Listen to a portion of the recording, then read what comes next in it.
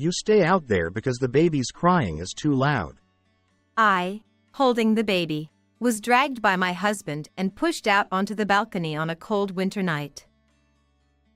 To make matters worse, he locked the window from inside so I couldn't get back in.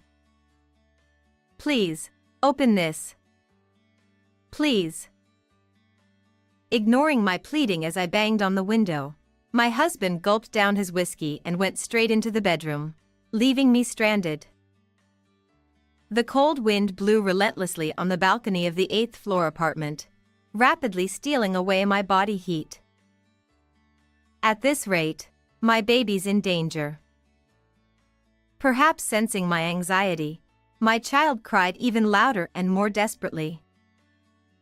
The more I thought about what would happen next, the more overwhelmed I felt by a sense of unease. My name is Nancy, 33 years old. I got married to my husband Jason, who is the same age as me, 4 years ago, and we just had a baby boy 6 months ago. Our relationship was very good until I got pregnant, but around the time I reached 5 months of pregnancy, my husband's attitude suddenly turned cold. Recently, we've been constantly arguing, and my husband keeps berating me at every opportunity. Today, when my husband came home, he blamed me for being tired from childcare and taking a nap. It's your duty as a wife to stay awake and wait for me until I come home. Have some awareness that you're being supported. You're useless because you can't even earn any money. But it's already past 2 in the morning. It's impossible to stay awake until this late. I couldn't bear to hear these words anymore. But just as I retorted, our 6-month-old baby started crying, and no matter how much I tried to soothe him, he wouldn't stop crying. Hush, be quiet. Stay out there. My husband suddenly pushed me out onto the balcony while I was holding the baby, and he locked the door behind me. No matter how much I knocked on the window, my husband, who had gone back to the bedroom, didn't return. Moreover, I was only wearing pajamas with a cardigan on top, and without my phone, I couldn't even call for help. Moreover, we were on the 8th floor of the apartment building, so it was impossible for me to descend on my own. My baby was crying even more in this situation. I can't stay out here in the cold wind like this forever. Worried more about my baby's health than my own, I searched for something to shield us from the wind. Finding a blue tarp in a storage box on the balcony, I used it to huddle with my baby, enduring the cold. As if sensing my anxious feelings, my baby continued to cry, his voice echoing in the cold air. I resigned myself to endure until morning when my husband would hopefully be in a better mood, but I couldn't stop shivering from the cold. As drizzle began to fall and the possibility of snow loomed, my head started to feel foggy. I can't. I need to stay alert. If I fall asleep, it'll be disastrous. I slapped my cheeks to snap out of it, but gradually, my consciousness started to fade. At that moment, I suddenly heard a voice calling out to me. "Is that you, Nancy? What are you doing out here at this hour?" Confused about where the voice was coming from, I looked around, and then I noticed that the partition between our balcony and the neighboring one had been removed. From there, our neighbor, Mrs. Smith, looked at me with concern and spoke. "It's Nancy, right? What happened to you at this hour?" I had a fight with my husband and he kicked me out. He locked the door, so I can't get back in. "What? That's awful to do in the middle of winter. Come on over to my place. It's a good thing I haven't fixed the partition yet." Mrs. Smith removed all the cardboard he had used to cover the hole, making a gap big enough for even an adult to squeeze through. "But isn't it a bother for you at this late hour?" "That's not the point. First, hand over the baby to me." I entrusted the baby to her outstretched hand. And then, taking advantage of her kindness, I also went over to her place. Upon entering the room, she warmly wrapped my baby in a soft, warm blanket. To my surprise, my baby, who had been crying just moments ago, became quiet as if nothing had happened and soon began to breathe softly in his sleep. He must have felt relieved by the warmth. Nancy, please make yourself comfortable and relax. Yes, thank you very much. I'm sorry for intruding in the middle of the night. It was definitely past 2 o'clock when I had argued with my husband. The clock on the wall was showing 3:30. It seemed like I had been on the balcony for about an hour, and my body felt completely chilled, with my limbs tingling as if they were numb. Your baby seems fine. I work night shifts regularly, so I'm used to being up at this hour. Don't worry, just stretch out and relax. Even though she reassured me, I still felt overwhelmed with apologies. However, I realized it was almost time for my early rising mother-in-law to wake up. Quickly contacting her, my mother-in-law chuckled and said, "Oh dear, did you two have another argument?" She agreed to bring the spare key. While waiting for my mother-in-law to arrive, I poured out the events to Mrs. Smith as she inquired.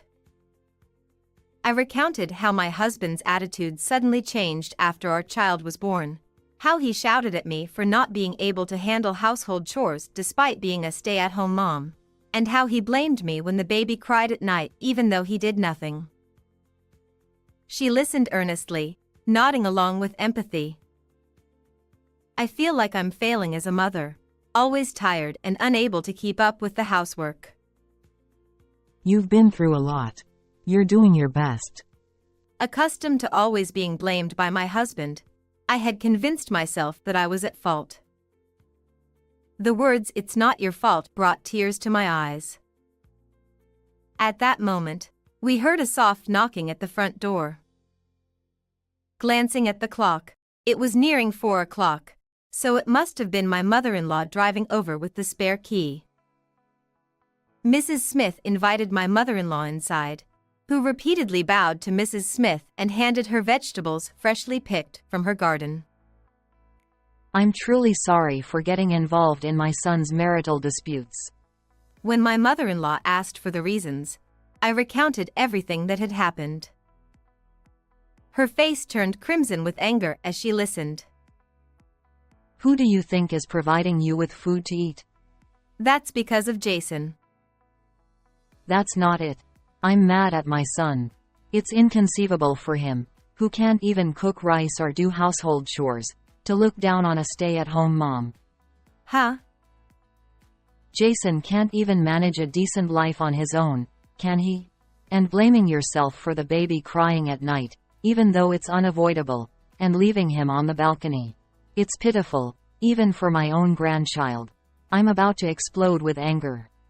I felt relieved when I realized that my mother-in-law was on my side, not my husband's.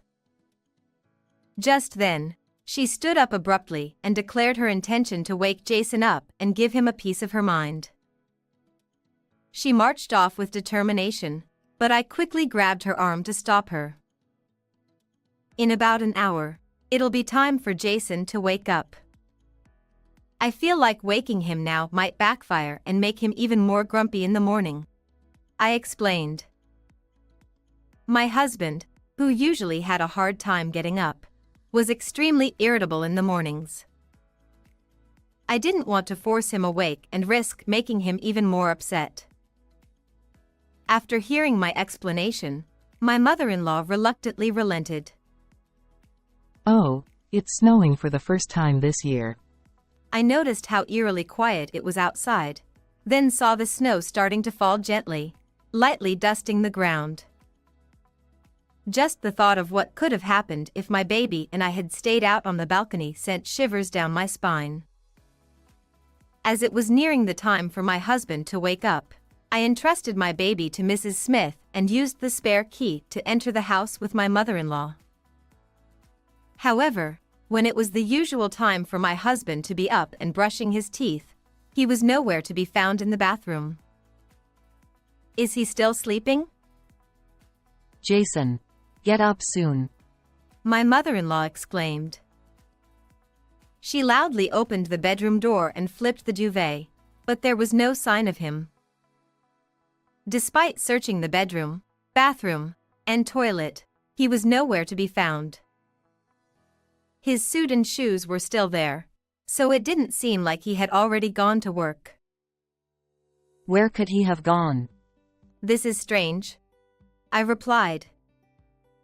Oh my God. Suddenly, my mother-in-law, while casually opening the curtains on the balcony side, let out a loud scream.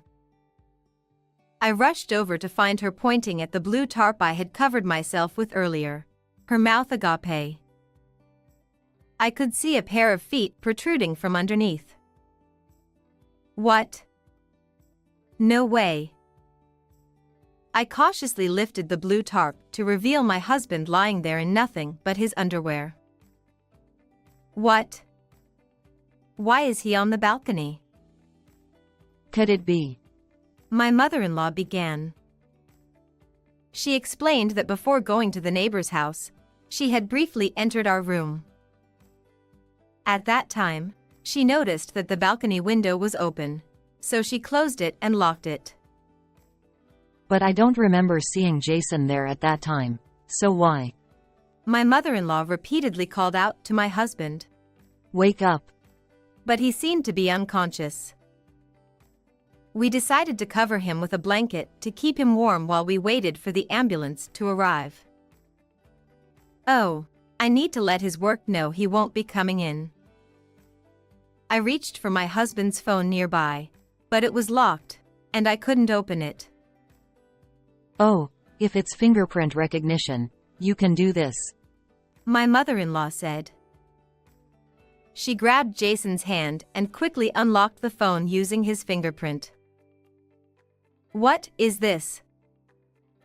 The screen of the phone was left open with line messages, showing a lovey-dovey exchange with a person. And his mistress turned out to be my friend Amy. Going back, their relationship started 6 months ago. It coincided with the time when I entered the midterm of my pregnancy and my husband's attitude turned cold. Not only that, but the photo folder was filled with affectionate pictures. So that's what's been going on. I can't believe they're still carrying on with it. A feeling of unforgiveness bubbled up inside me. And to think that the person my spouse cheated with was my friend. My mother-in-law said, Honestly, what's this child up to? Let's make them reflect thoroughly. With that, she smirked and shared a secret plan with me. My husband, who was urgently transported by ambulance, underwent various tests and treatments. After a while, he regained consciousness but was advised to stay hospitalized for a few days just to be safe. Huh? Where am I? He asked upon waking up, looking around puzzled.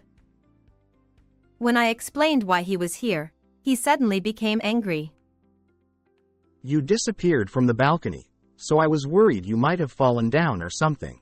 I went to look and slipped, hitting my head. Next thing I knew, the balcony window was closed, it was snowing, and I was freezing cold. What were you going to do if I had gone to the other side? I couldn't help but think how foolish it was for my husband, who has a habit of sleeping in just his underwear after drinking, to go out onto the balcony without anything on. You locked the balcony door as revenge, didn't you? No, that was your mother. You collapsed, and she probably locked it without realizing you were out there. Huh? My mom? Since you couldn't get back inside, I asked your mother to bring the spare key. My husband was quite surprised by his mother's involvement. He kept grumbling about being lectured later or feeling embarrassed if the news spread among relatives. Come to think of it, how did you end up off the balcony? Mrs. Smith next door noticed and helped me. You never even bother to bring in the laundry, so you probably didn't realize the balcony divider was broken. Huh? So when she asked why you were on the balcony at midnight, I spilled the whole story. As the realization sank in, my husband's face twisted into a furious expression, resembling something close to a demon. He muttered things like, Damn it, you're joking, you bitch. or, Remember this later. I responded by thrusting his phone toward him. You've got quite the nerve to say that, I remarked as I glanced at his phone, revealing exchanges with his affair partner and affectionate photos. Jason's face turned pale, his expression shifting to one of concern as he gulped. Not only can I not forgive you for cheating, but to also have relations with my friend is beyond belief. Snooping through your husband's phone without permission. What a despicable woman you are. I was trying to find a contact number to reach your workplace, and WhatsApp happened to be left open. Huh? My workplace? You're taking the day off today. It's only natural to get in touch, isn't it? I proceeded to explain all the reasons for my absence, leaving my husband wide-eyed with surprise before he began to visibly panic. Your boss said, "That's too much. I never thought you were that kind of person. I wonder what will happen from here on out." It could be a demotion or even termination. If I get fired, you'll be the one struggling without income. My husband continued his arrogant attitude towards me, as if it was all my fault. I've been made to believe it was my fault for so long, but not anymore.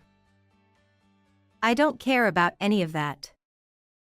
What's more, I can't stand someone who cheats, let alone someone who puts their own child in danger. I can't stay with you any longer.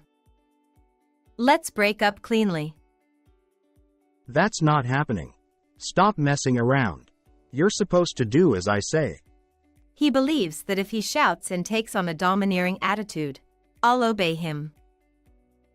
I've come to realize that it's futile to say anything to him. No matter what, I'll make sure to put my stamp on the divorce papers. Furthermore, I've already contacted the affair partner's husband, who is quite furious and will be coming to the hospital soon. I informed him that he was a champion of kickboxing and was muttering about not settling for just compensation. My husband's face changed color for a moment, showing signs of panic, but then he quickly retorted, There's nothing he can do since I'm in the hospital. Just then, my mother-in-law arrived with luggage for the hospital stay. Oh, you're awake, you good for nothing. It's your fault for locking the balcony door. It all started with you kicking Nancy out because the baby's crying was too loud. Well, Seeing him quiet down a bit after being scolded by his mother, I delivered the final blow. That's why I'm filing a police report. huh? Why? Because you put me and the child's life in danger. Isn't it obvious? There's no need to go that far. It was just a silly argument between husband and wife. I suggested both divorce and reporting to the police. I almost lost my precious grandchild. Reflect deeply in the cold prison cell. And with that, goodbye. Don't rush, Nancy. The child needs a father. Let's not divorce. Please don't report to the police. We don't need a father who kicks his child out onto the balcony in the freezing cold. I don't want to go to prison. Spare me, please. Ignoring my husband's crying pleas, I went straight to the police to file a report. After being discharged from the hospital, my husband was arrested by the police, and a verdict is expected to be delivered soon. Considering the severity of his actions, there's no doubt he'll face serious charges. Naturally, he was fired from his job. Once the divorce was finalized, I received property division and compensation for his infidelity from Jason. As a result, He's left with nothing. I also demanded $20,000 in compensation from his affair partner. Apparently, she divorced her husband as well. I'm currently living back at my parents' house with my son. With the absence of my husband, who used to be constantly irritable, my son has been smiling more often. He's thrilled whenever I take him to visit my mother-in-law's place. To protect this adorable smile, I'll continue to shower him with love and raise him with care.